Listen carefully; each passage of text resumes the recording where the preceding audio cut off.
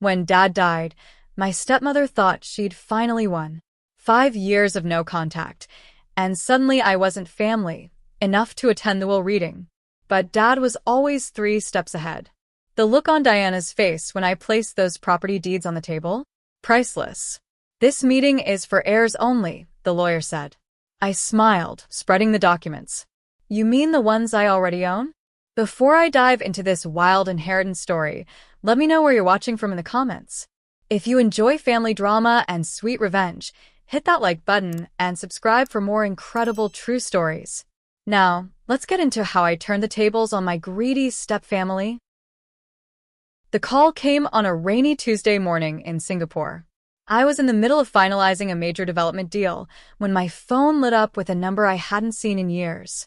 My childhood friend Grace's voice cracked as she delivered the news that would change everything.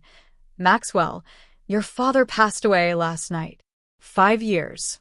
That's how long it had been since I'd set foot in Maplewood, the small town where I grew up. 5 years since the explosive argument with my father that sent me packing my bags and boarding a plane to Asia, determined to make my own name in international real estate development.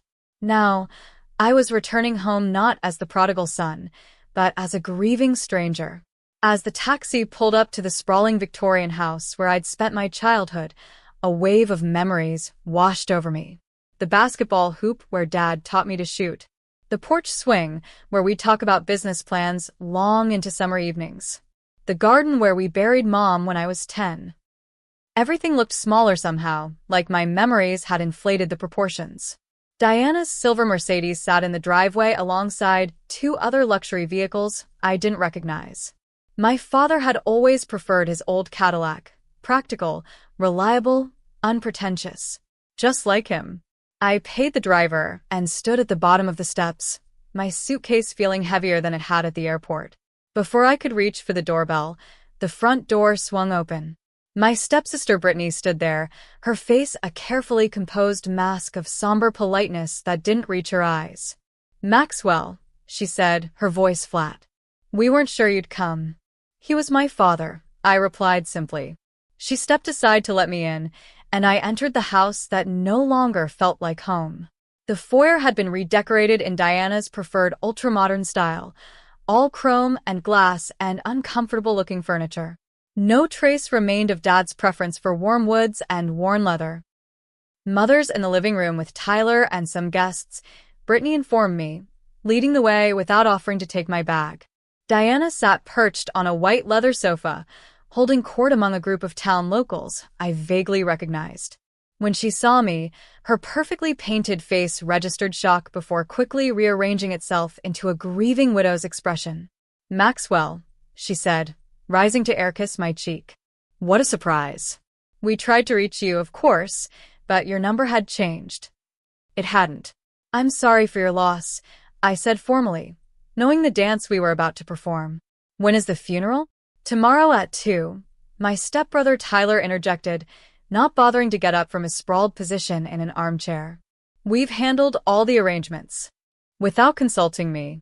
The message was clear, I wasn't needed or wanted here.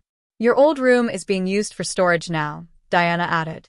"But we can make up the guest room for you." I nodded, suddenly eager to escape the weight of hostile stares. "I think I'll get settled then." As I turned to go, Diana called after me, her voice honey-sweet with poison underneath. "Harold Stevenson is handling the estate matters. He'll be here in the morning to discuss some paperwork.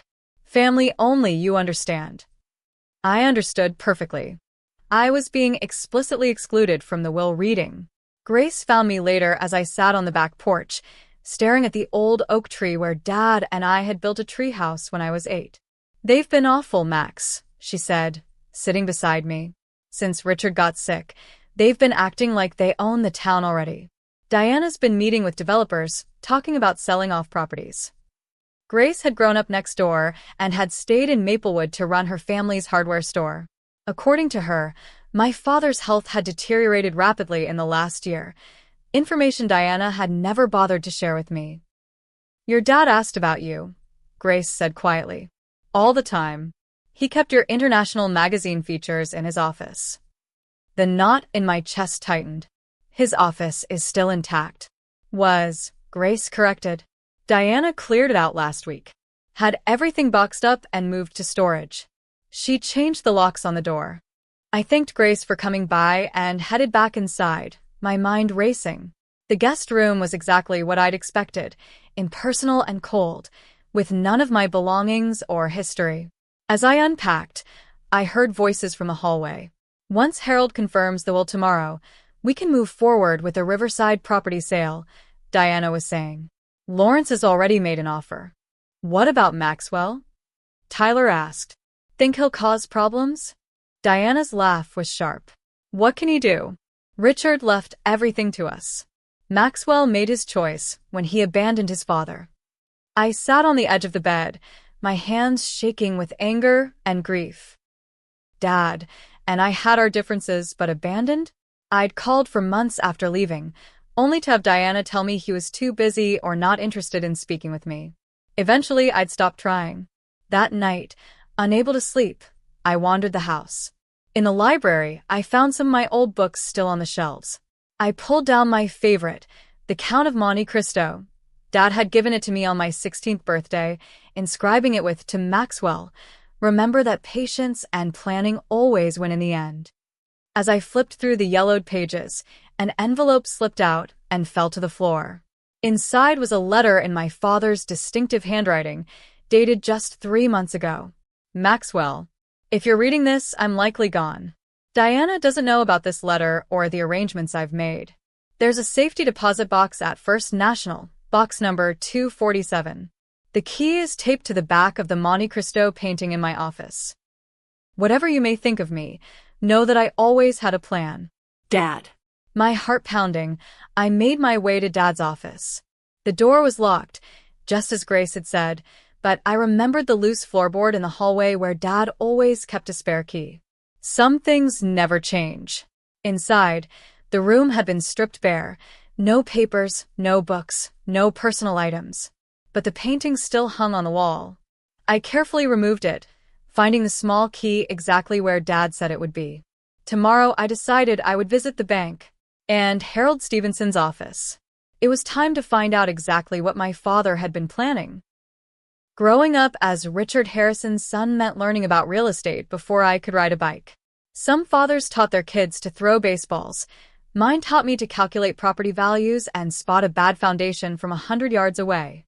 After Mom died of cancer when I was 10, it was just Dad and me against the world for 3 years. We were a team. He was grooming me to take over Harrison Properties someday, and I was soaking up every lesson. Then Diana Winters came into our lives. She was beautiful, charming, and seemed to genuinely care about Dad. I was 13 when they married, old enough to be wary but young enough to hope for a new family. Diana had 2 children from her previous marriage, Brittany, who was my age, and Tyler, who was 2 years younger. For a while, things were okay. Not great, but okay. Diana made Dad happy, and that was what mattered to me. But slowly, things began to change. My place at the dinner table moved further from Dad. My weekend property tours with him were rescheduled to accommodate Tyler's soccer games or Brittany's dance recitals. Diana started redecorating the house, erasing traces of my mother room by room. "You need to give them a chance, Maxwell," Dad would say whenever I complained. "They're family now." By the time I was 16, I had effectively been sidelined in my own home. Diana positioned herself as Dad's business confidant, accompanying him to meetings and networking events that I used to attend. Tyler suddenly developed an interest in real estate, and Dad was thrilled. Despite this, Dad and I maintained our connection through the business. Harrison Properties was Dad's life work, a company that owned and managed nearly 30% of the commercial real estate in Maplewood and surrounding areas. What had started as a single apartment building purchase when my parents first married had grown into an empire worth millions. "Property is permanence, Maxwell," Dad often said. "Money comes and goes, but land and buildings, they're tangible. They last." I took those words to heart, studying business and real estate in college while working summers at Harrison Properties. I learned every aspect of the business, from maintenance to management to development. By the time I graduated, I was ready to step into a leadership role. That's when everything fell apart. Dad had been planning a major development, a mixed-use riverfront project that would revitalize Maplewood's downtown. We had spent months on the plans together. But when I returned from a trip researching similar developments in other cities, I discovered that significant changes had been made without my input. Diana and I thought a more upscale approach would yield better returns, Dad explained when I confronted him. The luxury condos will sell better than the mixed-income housing you proposed. That wasn't the vision, I argued. We talked about creating something that would benefit the whole town, not just the wealthy. Sometimes you have to be practical, son, he said. Diana has excellent instincts for these things. The argument escalated. 5 years of resentment poured out as I accused him of choosing his new family over me, of abandoning our shared values for Diana's materialistic vision. He accused me of being inflexible and idealistic. Maybe you're not ready for this level of responsibility, he finally said. Perhaps you should take some time to mature before joining the company leadership. That was the last straw. I packed my bags that night and caught a flight to Singapore, where a college friend had offered me a position in his developing firm. I vowed to prove I could succeed on my own terms. And I did. Over the next 5 years, I built a reputation for innovative, community-minded development projects across Southeast Asia. My work was featured in international business magazines. I won awards for sustainable design. I made more money than I could spend. But the rift with my father remained unhealed. Monthly calls dwindled to holiday greetings, then to nothing. I told myself he knew how to reach me if he wanted to. According to what Grace had told me upon my return, he had tried, but Diana had intercepted his attempts. The morning after my arrival in Maplewood, I headed to First National Bank as soon as it opened. The safety deposit box contained exactly what I'd hoped, a folder of legal documents, property deeds, and a USB drive. I found a quiet coffee shop and plugged the drive into my laptop. It contained a video file dated 6 months ago. Dad appeared on screen, looking thin and pale, so different from the robust man I remembered. Maxwell, he began, if you're watching this, then you found my letter and I'm gone. First, I need to apologize. I let Diana come between us, and that's my greatest regret. But I want you to know I never stopped planning for your future. He explained that over the past 3 years, he had been quietly transferring ownership of key Harrison Properties assets directly to me. The Riverside development lands, the downtown commercial block, the apartment complexes on Maple Street. All had been legally signed over to me through a series of trusts and transfers designed to minimize tax implications. Diana doesn't know, he continued. After your argument, I realized she had more influence over me than was healthy. I saw how she was positioning Tyler to take over, despite his lack of experience or genuine interest. I couldn't let everything I built, everything I wanted for you, be squandered. My father had been diagnosed with pancreatic cancer 2 years ago. Given a limited time, he had set his affairs in order, working with his old friend and business partner Franklin Ross to ensure his legacy would be protected. The will reading will be difficult, Dad warned in the video. Diana expects to control everything. The official will leave her the house and some accounts, enough to maintain her lifestyle. But the bulk of the business assets are already yours. Franklin has all the details. The video ended with my father looking directly into the camera. I'm proud of what you've accomplished, son. Now come home and finish what we started together. I sat in stunned silence, tears streaming down my face as the screen went dark. All this time, Dad had been protecting me, protecting our shared vision. And I hadn't been there for him when he needed me most. After composing myself, I called Franklin Ross and arranged to meet him at his office. The gruff older man had been my father's friend since college and had always treated me kindly. When I arrived, he greeted me with a bear hug. About time you showed up, he said. Your dad was worried you wouldn't come back even after he was gone. Franklin confirmed everything in the video. Dad had legally transferred ownership of the most valuable Harrison properties to me through a variety of means, some as gifts, others through sales at nominal prices, all perfectly legal and binding. Diana's going to be furious, Franklin warned. She's been making plans based on controlling those assets. She's already in talks with Lawrence Blackwood about selling the Riverside property. Lawrence Blackwood was Dad's longtime business rival, a developer known for cheaply built, overpriced properties. The thought of his hands on my father's carefully assembled portfolio made my blood boil. "What about the will reading?" I asked. Franklin's expression darkened. "Harold Stevenson has been Diana's puppet for years.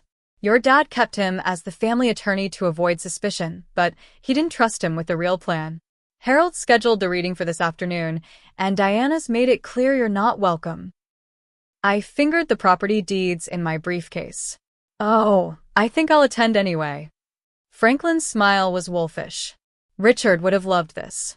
He always said you had his flair for the dramatic moment." As I left his office, I felt my father's presence more strongly than I had since returning to Maplewood. He had entrusted me with his legacy, and I wouldn't let him down. Diana and her children were about to learn that they had underestimated both Harrison men.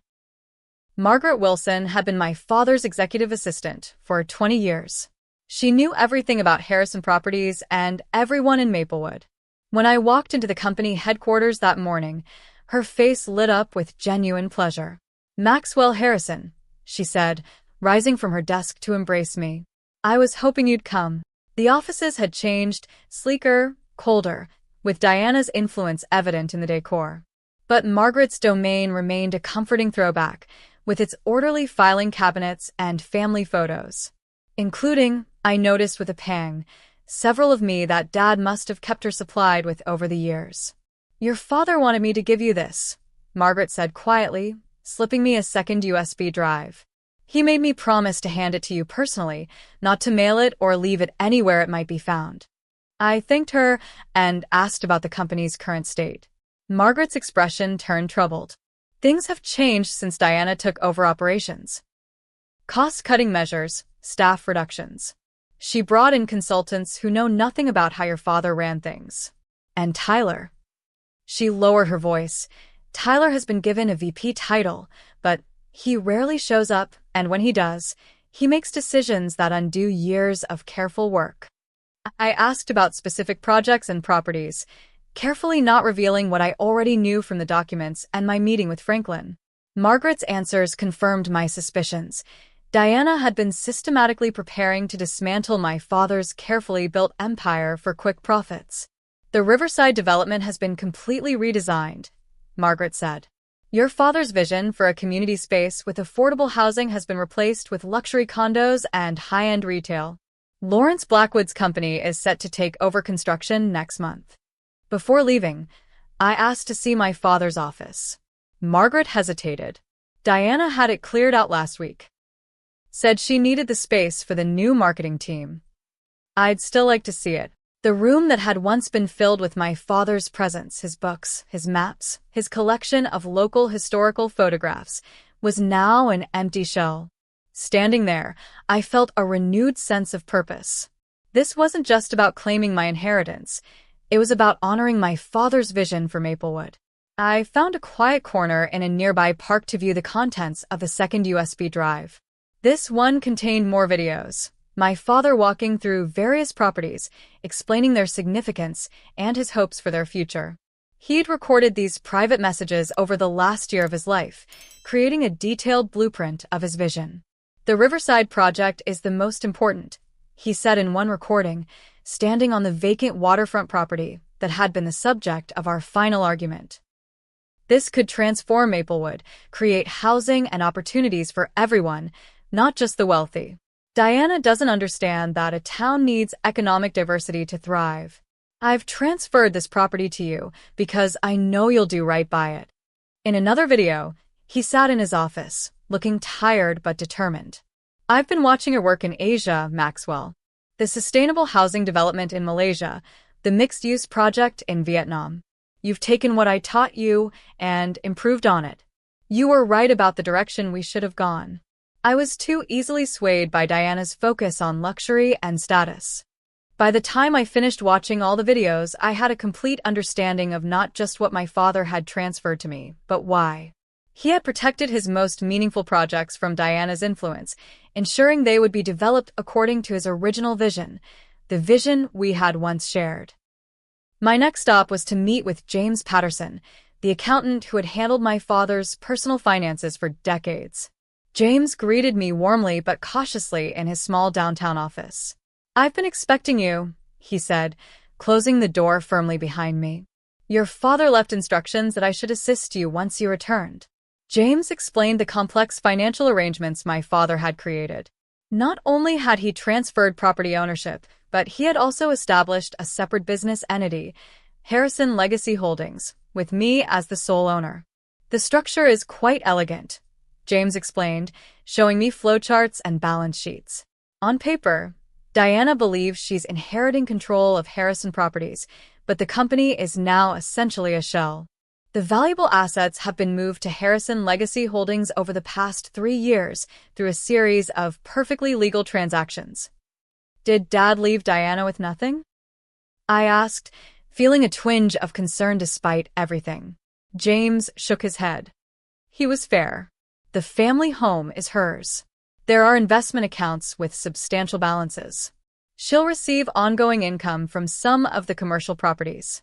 She won't be destitute by any means, just not in control of the empire she thought she was getting. I spent the rest of the morning reviewing documents and making calls to verify my legal standing. By noon, I was confident in my position. The property deeds were valid. The business transfers were properly filed. My father had methodically ensured that his wishes would be carried out, regardless of what his official will might say. As I prepared for the will reading scheduled for 2 p.m., I felt both nervous and resolute. Diana and her children had spent years pushing me out of my father's life, thinking they had secured their future by doing so. They had no idea what was coming. I dressed carefully in my best suit, charcoal gray, with a subtle blue tie that had been a gift from my father years ago. In my briefcase, I organized the key documents I might need: property deeds, business registration papers, transfer records, evidence of my father's true intentions. Before heading to Harold Stevenson's law office, I made one last call to Grace. She had been my closest confidant since my return, and I valued her insight into how to handle the confrontation ahead. "Diana's been telling everyone you abandon your father and don't deserve anything," Grace warned me. "She's been playing the devoted wife role to perfection. Be prepared for theatrics." "I'm not looking to humiliate her," I said. "I just want to honor Dad's wishes." Grace's silence spoke volumes. "Okay," I amended. "Maybe I want to humiliate her a little." Grace laughed. "She deserves it. Your dad wasn't happy these last few years, Max. He missed you. Whatever happens today, remember that he wanted you to come home and take your rightful place." With those words bolstering my courage, I headed to Harold Stevenson's office, ready to face the family that had tried to erase me from my father's legacy. Harold Stevenson's law office occupied the entire top floor of one of Maplewood's few high-rise buildings, a modest 4-story structure in the center of town. My father had actually owned the building, though I wondered if Harold knew that ownership had transferred to me 6 months ago. I arrived 5 minutes before the scheduled time, taking a moment in the lobby to center myself. This confrontation had been years in the making, though neither Diana nor her children realized it yet. The receptionist looked startled when I gave my name. "Oh, Mr. Harrison. Let me check with Mr. Stevenson." She disappeared down the hallway, returning moments later with a flustered-looking Harold. Harold Stevenson had been my father's attorney for 20 years. He drafted my first will when I turned 18, had handled the paperwork when I bought my first investment property at 21. Yet now he regarded me like a stranger. Worse, an intruder. "Maxwell," he said, not extending his hand. "This is unexpected. Today's meeting is just a small family gathering to discuss preliminary matters." "I'm family," I replied simply. My father's only blood relative, in fact. Harold's discomfort was palpable. "Diana felt it would be best if, given your estrangement, perhaps we could arrange a separate meeting to discuss any concerns you might have." "I'll join today's meeting," I said firmly. "Shall we?" Without waiting for a response, I walked past him toward the conference room where I could hear voices. Harold hurried after me, nearly tripping in his haste. When I pushed open the door, The conversation inside abruptly ceased. Diana sat at the head of the table, where my father would have sat, dressed in elegant black that complemented her ash-blonde hair. Brittany and Tyler flanked her like courtiers. A few other people were present: Dad's banker, a cousin of Diana's who had never liked me, and a man I recognized as Lawrence Blackwood's attorney. Diana recovered first. "Maxwell, this is a surprise." Her tone suggested it was not a pleasant one. "I came to hear my father's will," I said, taking a seat directly opposite her. Harold hovered uncertainly at the door. "Diana, I wasn't aware Maxwell would be joining us." Diana's perfectly made-up face hardened. "This meeting is for heirs only," she said coldly. "Maxwell removed himself from this family years ago." I said nothing, simply opening my briefcase and removing a folder of documents. "I think we should begin," Harold said, taking his seat and arranging his papers. "We're here for the reading of Richard Harrison's last will and testament." As Harold began reading the formal legal preamble, I studied the faces around the table. Diana maintained a mask of somber dignity, occasionally dabbing at dry eyes with a lace handkerchief. Tyler looked bored, checking his watch repeatedly. Only Brittany showed any genuine emotion, her eyes red-rimmed and puffy. "To my wife, Diana," Harold read, "I leave our family home at 247 Maple Avenue, its contents, and the sum of $2 million. Diana nodded, as if this were exactly what she expected. I noticed she didn't seem surprised or particularly grateful. This was clearly the minimum she had anticipated. "To my stepdaughter, Brittany, I leave the sum of $1 million and my collection of first-edition books." Brittany looked up in surprise at this last part. My father's book collection had been his pride, carefully assembled over decades. I was startled too. This didn't align with the plans Dad had shared with me. But I remained silent, waiting. "To my stepson, Tyler, I leave the sum of $1 million and my vintage car collection." Tyler smirked. Dad's cars were worth a considerable amount. The 1965 Mustang alone was valued at over $100,000. "As to my business interests," Harold continued, "Harrison Properties and all associated assets, I leave to." Diana straightened, a triumphant gleam in her eye. "My son, Maxwell Harrison." The room went deathly quiet. Then Diana laughed, a sharp, disbelieving sound. "That's impossible," she said. "Richard changed his will 2 years ago. I was there." Harold looked profoundly uncomfortable. "There was a codicil filed 6 months ago," he admitted. It reversed the previous changes."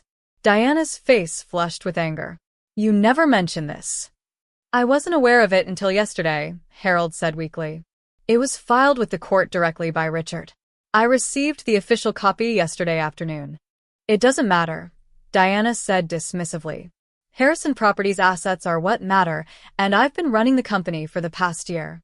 The board will never accept Maxwell's leadership after he abandoned his responsibilities." This was the moment I'd been waiting for. I placed the property deeds on the table, sliding them toward the center, where everyone could see. "These are the deeds to the Riverside development property, the downtown commercial block, the Maple Street apartments, and 12 other key properties," I said calmly. "You'll notice they're all in my name. Have been for some time." Diana snatched up the papers, her hands shaking as she flipped through them. "These must be forgeries." "They're not," I said. "Dad transferred ownership to me legally over the past 3 years. You can verify with the county recorder's office." "You mean the properties I already own?" I added, unable to resist the dramatic flourish my father would have appreciated. Tyler jumped to his feet. "You can't just come back after 5 years and take everything." "I'm not taking anything," I replied evenly. "I'm claiming what already belongs to me, what Dad wanted me to have." Diana's face had gone from flushed to ashen. "Harold, is this legal? Can he do this?"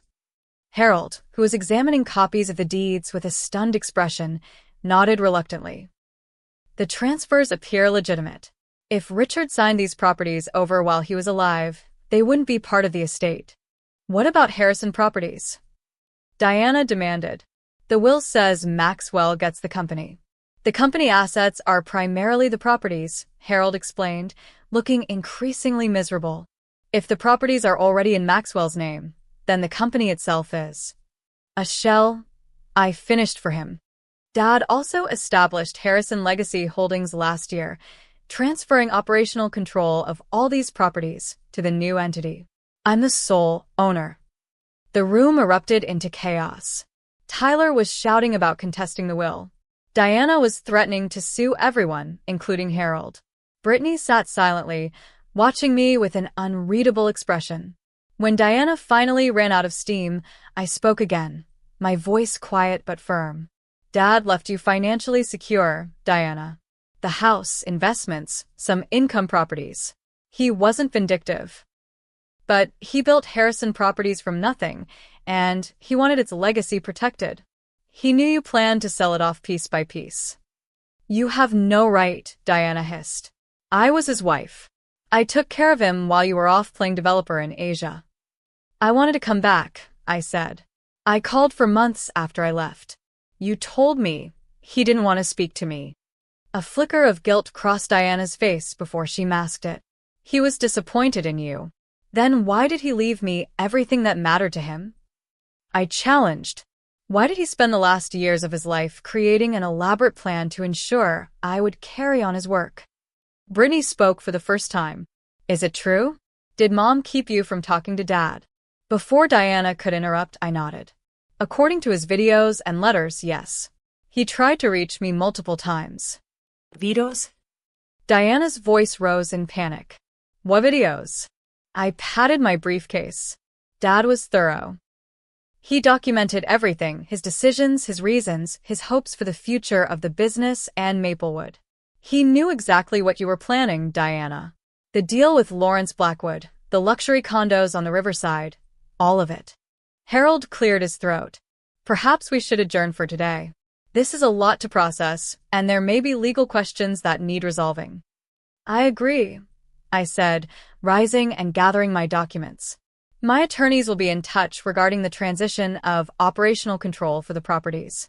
In the meantime, I'd appreciate it if no further business decisions are made without my approval. As I turned to leave, Diana called after me, her voice laced with venom. This isn't over, Maxwell. Your father wasn't in his right mind toward the end. We'll contest everything. I paused at the door. You're welcome to try. But Dad didn't just leave me property and a company, Diana. He left me the truth. Are you sure you want that made public? The threat hung in the air as I walked out, my heart pounding but my step lighter than it had been in years. I had honored my father's wishes. Now came the hard part, rebuilding what Diana had tried to dismantle and fulfilling the vision my father and I had once shared. The morning after the will reading, Maplewood was buzzing with gossip. In a small town like ours, news traveled faster than the internet. By the time I stopped at Bernard's Bakery for coffee, I'd received a dozen curious stares and several congratulatory nods from old-timers who'd known my father for decades. Your dad would be mighty pleased, said Bernard himself as he handed me a cinnamon roll on the house. Diana had folks worried about what would happen to the town if she sold everything to outsiders. I thanked him and took a seat by the window, watching the familiar rhythm of Main Street. Maplewood had changed less than I had in 5 years. The same shops lined the street, the same courthouse stood at the end of the square, the same sense of community persisted despite Diana's best efforts to remake it in her image. Grace joined me, sliding into the seat across from mine without invitation. You're the talk of the town, she said, stealing a piece of my cinnamon roll. Diana's telling anyone who'll listen that you manipulated your father in his final days and that she'll see you in court. Let her try, I replied. Dad documented everything. He was of sound mind and body when he made these arrangements. Grace's expression turned serious. Be careful. Max Diana has a lot of influential friends. And Lawrence Blackwood is furious about losing the Riverside deal. I was saved from responding by the arrival of Franklin Ross, who pulled up a chair without asking. Morning, kids, he said, though Grace and I were both in our 30s. Quite a show yesterday from what I hear. I filled him in on the details, including Diana's threats of litigation. Franklin waved this off. Standard bluster. Her legal position is weak and she knows it. But that doesn't mean she won't make trouble. What kind of trouble? I asked. The community kind, Franklin replied. Diana spent the last 5 years building social capital in this town. Charity boards, business associations, the works. She's convinced a lot of people that her vision for Maplewood's development is the right one. Selling everything to Lawrence Blackwood is hardly a vision, I countered. People don't know that part, Grace pointed out. They just see the glossy renderings of riverfront dining and luxury boutiques. They don't understand what it would mean for housing prices or the character of the town. I spent the rest of the day meeting with key employees at Harrison Properties, reassuring them about their jobs and my intentions for the company. Most seemed relieved. Diana's management style had apparently involved a lot of threatening to fire people, but a few who had aligned themselves with her were noticeably cold. Margaret had organized the files I needed to review, giving me a comprehensive picture of the company's current state. It wasn't pretty. Cash reserves had been depleted. Maintenance on properties had been deferred. Several valuable parcels of land had been prepared for quick sales at below-market rates. She was stripping the company for parts, Margaret said bluntly. If you hadn't come back when you did. The implications were clear. A few more months, and Diana might have done irreparable damage to my father's legacy. That evening, I returned to the house, Diana's house now legally, though I was still staying in the guest room until I found more permanent accommodations. The atmosphere was glacial. Diana had retreated to the master suite, emerging only to glare at me when our paths crossed in the hallway. Tyler was openly hostile, slamming doors and muttering threats under his breath. But it was Brittany who surprised me, knocking tentatively on my door after dinner. "Can we talk?" she asked, looking uncomfortable but determined. I invited her in, curious about what she wanted. Brittany and I had never been close. She had followed her mother's lead in freezing me out of family activities from the beginning, but we had never been outright enemies either. She perched awkwardly on the edge of a chair. "I wanted to apologize," she said after a moment of silence, "for how things went with Richard." I raised an eyebrow at her use of his name rather than Dad. "He was always your dad more than ours," she acknowledged.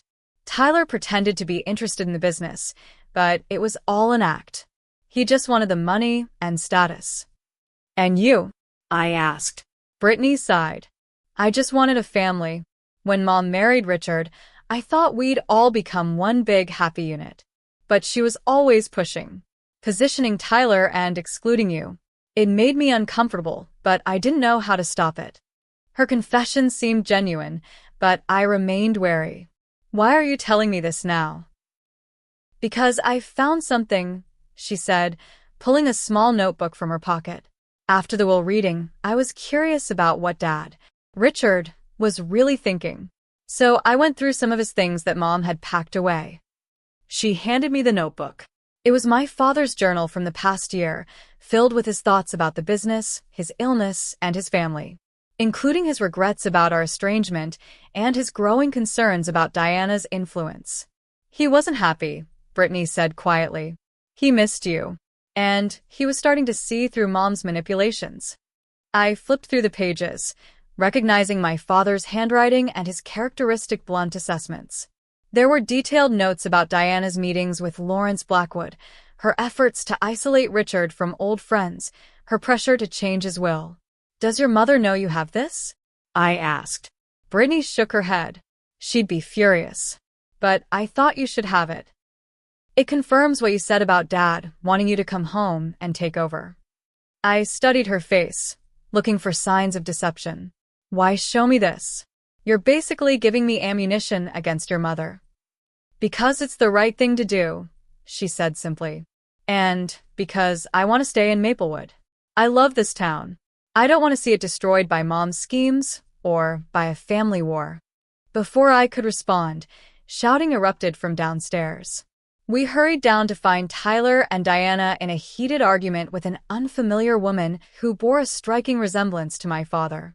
"You have no right to be here," Diana was saying, her voice shrill. "Richard never acknowledged you." The woman noticed me on the stairs, and her expression changed. You must be Maxwell, she said. I'm Alice. Alice Thornton. Richard was my father too. The half-sister I never knew existed. Another bombshell in a week full of them. That's a lie, Diana snapped. Some desperate ploy for money. Alice shook her head. I don't want money. Richard and I had a relationship for years, private at my request. I just came to pay my respects and meet my brother. She extended a hand toward me, her eyes, so like my father's, cautious but hopeful. I took it, feeling another piece of the puzzle that was Richard Harrison's life fall into place. It seems we have a lot to talk about. Diana made a sound of disgust. I won't stand here and watch this farce. Come on, Tyler. She stormed out, Tyler trailing behind her. Brittany hesitated, then quietly slipped away, leaving me alone with a sister I never knew I had. Alice smiled tentatively. This isn't how I imagined our first meeting. Nothing about this week has gone as imagined. I replied with a rueful laugh. But I'd like to hear about you and your relationship with Dad, if you're willing to share. We moved to the living room, and Alice began telling me about her mother's brief relationship with my father before he met my mother, how she had discovered her paternity as an adult, and how Dad had welcomed her into his life, quietly, respecting her wishes for privacy. He talked about you all the time, she said. He was so proud of what you were accomplishing in Asia, even while he missed you terribly. As Alice spoke, I felt both grief and gratitude washing over me. Grief for the years lost with my father, and gratitude that he had found ways to protect his legacy despite Diana's interference. The road ahead would be challenging, with Diana's threatened lawsuits and the community divisions Franklin had warned about, but I was more determined than ever to honor my father's vision for Harrison Properties and for Maplewood itself. Later that night, as I pored over company documents in the guest room, my phone buzzed with a text from an unknown number. It was Lawrence Blackwood. We need to talk. This isn't over. I stared at the message, understanding that the battle for my father's legacy and Maplewood's future was just beginning. The weeks following the will reading were a whirlwind of activity.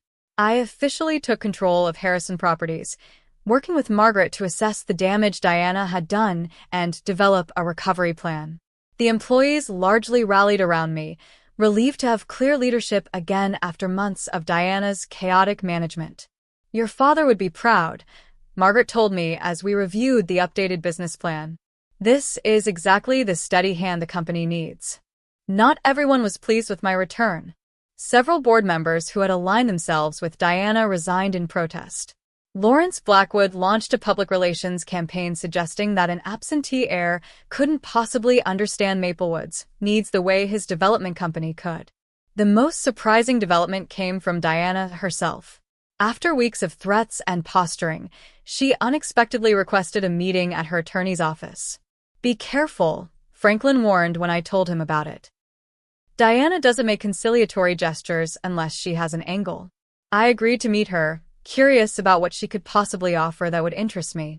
Grace insisted on accompanying me as moral support, waiting in the lobby while I faced Diana and her attorney. Diana looked immaculate as always, but there was a brittleness to her perfect appearance that hadn't been there before.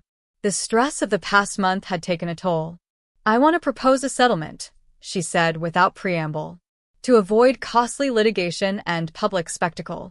Her attorney, a sharp-faced woman I didn't recognize, placed a document on the table between us. Mrs. Harrison is willing to withdraw all claims against the estate and property transfers in exchange for operational control of the Riverside Development Project. I nearly laughed out loud. The most valuable property in the portfolio? That's not a settlement. That's a heist. It was my idea, Diana insisted. I worked with Richard on the plans for years. That project is my vision. It was Dad's vision long before you came into the picture. I corrected her. And it wasn't luxury condos and boutiques. It was affordable housing, community spaces, local businesses. Diana's facade cracked slightly. Maplewood needs to evolve, Maxwell. The old way of doing things is dying. Richard understood that toward the end. Did he? I asked, pulling out my phone and playing one of Dad's videos. The one where he explicitly stated that Diana didn't understand his true vision for the Riverside property. Diana's face flushed with anger. He was sick, confused. He was clear-minded enough to legally transfer his most important assets to me, I pointed out, and to document why he was doing it. The meeting ended at an impasse, with Diana storming out and her attorney promising further legal action. But as the weeks passed, no lawsuit materialized. According to Franklin's sources, Diana's attorneys had advised her that her position was legally untenable. Meanwhile, I had been getting to know my half-sister Alice. Unlike Diana's children, Alice had no interest in the family business. She was a professor of environmental science at a university in Colorado, passionate about conservation and sustainability. Our conversations gave me ideas for incorporating green spaces and sustainable design into the Riverside development. Dad would have loved that, Alice said when I shared my updated vision for the project. He was always interested in environmental initiatives, but Diana discouraged them as too costly. Brittany had become an unexpected ally in navigating the transition. She had distanced herself from Diana's machinations, moving into an apartment downtown and offering insights into her mother's business dealings that proved invaluable. Mom's been liquidating her personal assets, she informed me during one of our regular coffee meetings. Selling jewelry, art, even some of her designer furniture. I think she's planning to leave Maplewood. Tyler remained hostile, but increasingly isolated. His friends in town had begun to distance themselves as rumors of his involvement in some of Diana's more questionable business decisions circulated. The real breakthrough came during a town council meeting where I presented my revised plans for the Riverside development. Gone were Diana's luxury condos and exclusive shops, replaced with a mixed-use development that included affordable housing, spaces for local businesses, a community center, and extensive public access to the waterfront. This is the development my father originally envisioned, I explained to the packed meeting room. A project that would benefit all of Maplewood, not just the wealthy few. Lawrence Blackwood was there, of course, armed with his own glossy presentation and promises of tax revenue from his high-end development. But when residents began asking questions about housing affordability and public access, his proposal quickly lost support. The Harrison plan preserves Maplewood's character while allowing for growth, Grace argued from the audience. The Blackwood plan turns us into just another playground for the rich. The council voted unanimously to support my proposal, dealing a decisive blow to both Lawrence and Diana's vision for Maplewood's future. As I left the meeting, Lawrence approached me, his expression grim but resigned. "You win this round, Harrison," he said. "But I've been in this business a lot longer than you. I can wait." "Or you could adapt," I suggested. "There's room for your company in my development plan if you're willing to work within the community-focused framework." Lawrence seemed startled by the offer. "Why would you suggest that?" "Because despite everything, you're good at what you do," I acknowledged. "And Dad always said that a smart businessman can find a way to do well by doing good." We didn't reach an agreement that night, but the door had been opened. Sometimes reconciliation comes from unexpected directions. The final confrontation with Diana came not in a courtroom, but in the garden of what had once been our family home. I found her there one evening when I came to collect the last of my belongings before moving into my own place. She was sitting on the stone bench near my mother's rose bushes, looking smaller and older than I remembered. When she saw me, she didn't lash out as I expected. "I'm leaving Maplewood," she said simply. "There's nothing for me here anymore." I sat beside her, maintaining a careful distance. "Where will you go?" "Back to Connecticut. My sister is there." She glanced at me sideways. "You've won, Maxwell. The company, the town's support, even my daughter's loyalty. Are you satisfied?" The question wasn't entirely bitter. There was genuine curiosity in it. "It was never about winning," I said after a moment. "It was about honoring Dad's legacy, about doing right by Maplewood." Diana was quiet for a long moment. "He changed after you left," she finally said. "Became more distant, more focused on his projects. I thought if I took an interest in the business, it would bring us closer." "And then you got a taste for it," I suggested. She didn't deny it. I'm not apologizing for wanting security, Maxwell. When you've been left with nothing once in your life, you do whatever it takes to make sure it never happens again. I thought about the complex woman beside me, manipulative and materialistic, yes, but also shaped by her own fears and experiences. Dad left you financially secure. The house, the investments. You didn't need to try to take everything. Need has little to do with it, she replied with unexpected frankness. But it's done now. She stood, straightening her shoulders. I've instructed my attorney to withdraw all objections to the will and property transfers. In return, I expect you to honor the provisions Dad made for me and my children. I never plan to contest those, I assured her. She nodded once, a businesslike conclusion to our relationship. Goodbye, Maxwell. I doubt we'll see each other again. As Diana walked away, I felt not triumph, but a strange mix of relief and sadness. The family I had once hoped for when Dad remarried had never materialized. But in its place, new connections had formed, with Alice, with Brittany, with the community of Maplewood that had welcomed me home. The next morning, I met with the Harrison Properties team to officially launch the Riverside Development Project.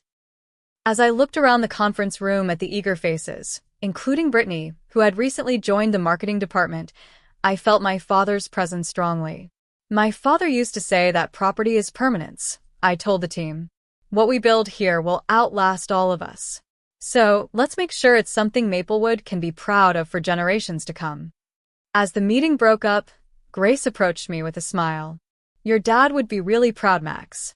I nodded, feeling at peace for the first time since returning to Maplewood. I think he would. And I think this is just the beginning. 1 year after my return to Maplewood, I stood on the newly constructed observation deck overlooking the Riverside development. What had once been vacant land was now a bustling construction site, with the first phase of buildings already taking shape.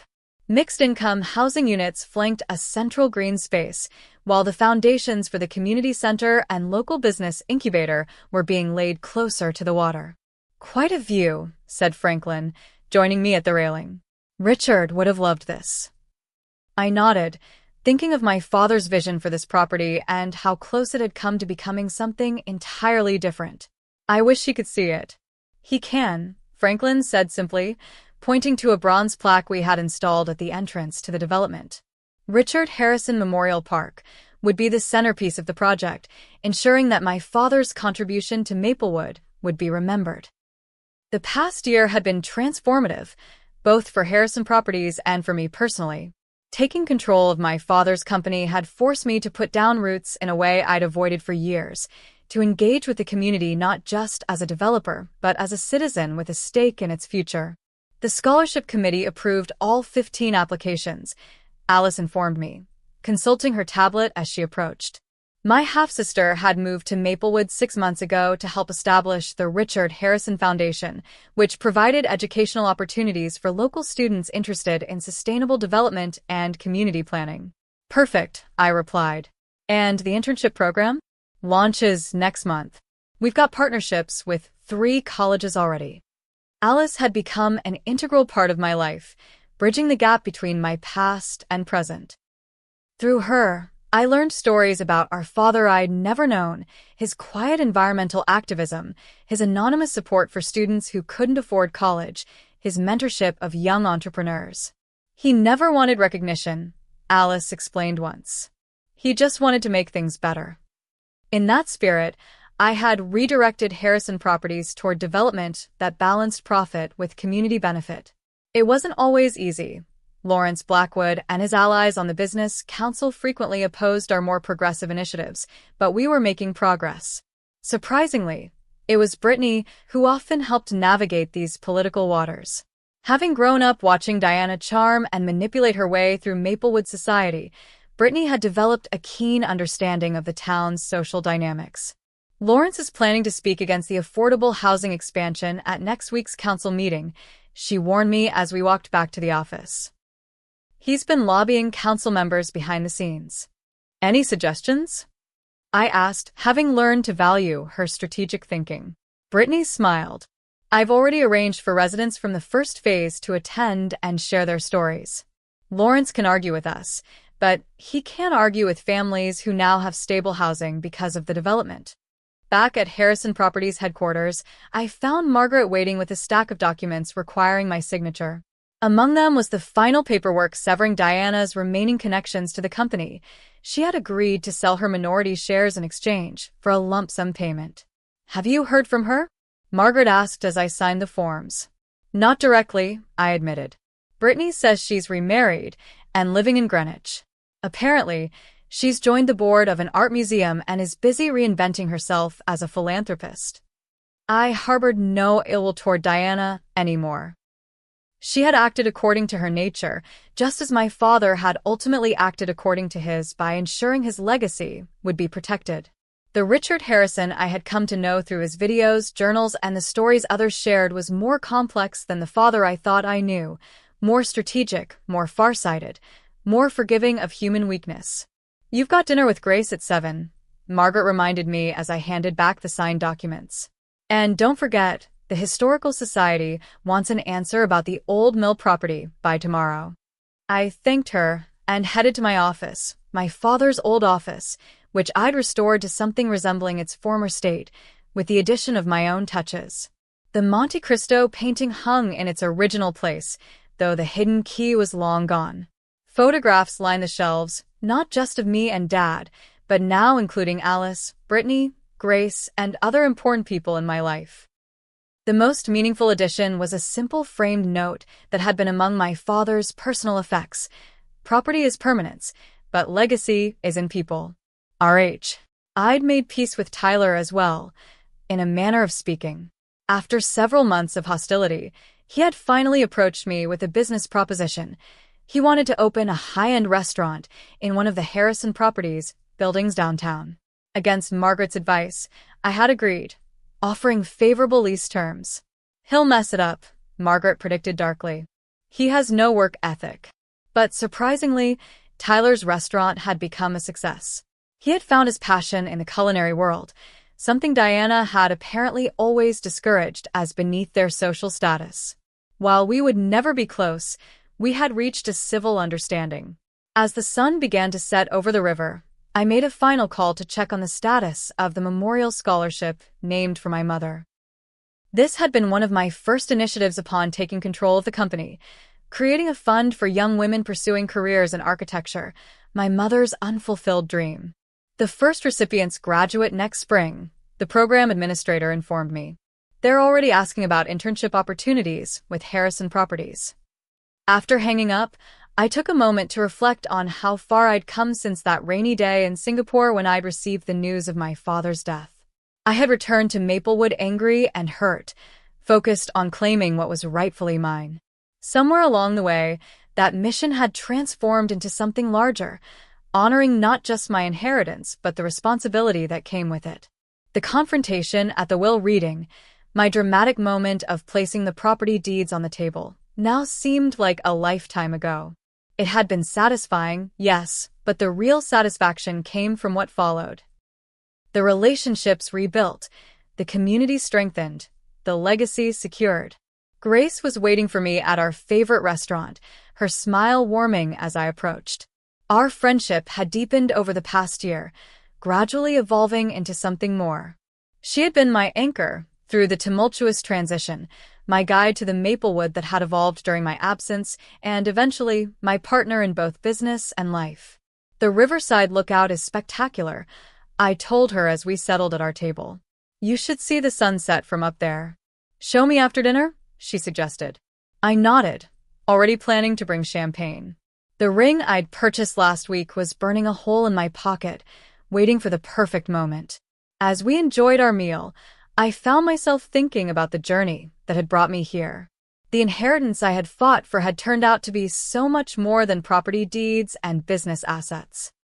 It was a chance to reconcile with my past, to forge new connections, to build something meaningful on the foundation my father had created. The real estate deeds I had dramatically presented at the will reading had been important. Yes, they had given me legal control of my father's legacy. But the true inheritance was the vision and values he had instilled in me, the lessons about community and responsibility that had shaped my approach to development even during our years apart. Diana had never understood that. She had seen the properties as assets to be leveraged, the business as a source of wealth and status. She had missed the deeper purpose that had driven my father throughout his life. As Grace and I walked along the riverfront after dinner, hand in hand in the gathering twilight, I felt a profound sense of gratitude. For my father's foresight, for the second chance at belonging in Maplewood, for the opportunity to build something that would outlast me. "What are you thinking about?" Grace asked, noticing my contemplative mood. "Legacy," I replied. "What we leave behind. How we're remembered." She squeezed my hand. "Your dad would be proud of what you've done here. What you're still doing." I nodded, thinking of the complex, imperfect, ultimately loving father I had come to know better in death than I sometimes had in life. He had made mistakes, we all did, but in the end, he had done his best to protect what mattered most. As we reached the observation deck overlooking the project that would define Maplewood's future, I knew it was time. The ring box felt heavy in my pocket, but my heart was light. Whatever came next, I was exactly where I was meant to be, building on my father's legacy while creating my own. What about you? Have you ever had to stand up for what was rightfully yours against people who tried to take advantage? Or have you experienced a moment where you had to choose between justice and reconciliation? I'd love to hear your stories in the comments below.